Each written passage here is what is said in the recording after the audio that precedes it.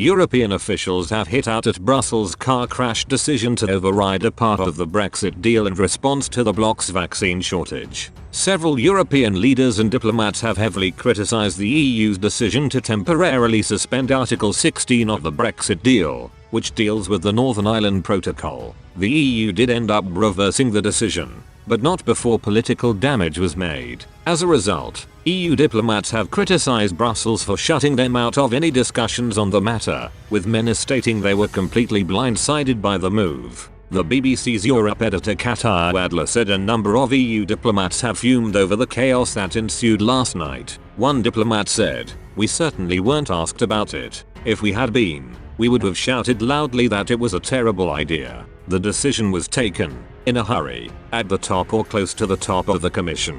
It also emerged the EU did not consult Ireland over its decision, despite the country being a member of the bloc. Another diplomat told the journalist the decision was a car crash. They said, "It's like watching a car crash in slow motion."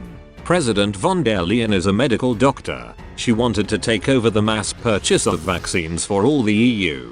As a high-profile exercise, normally health issues are dealt with nationally. This hasn't been a great advertisement for handing over powers to Brussels. I think that's the lesson member states will take away from this. The move would have led to the EU controlling vaccine exports from the bloc. It could have seen checks on the border of Ireland and Northern Ireland to prevent shipments entering the UK. Brussels promptly reversed its decision to trigger the emergency provision in the Brexit deal, following condemnation from London, Dublin and Belfast. A representative from a prominent EU country also told the journalist they fear the ongoing chaos is fueling Euroscepticism.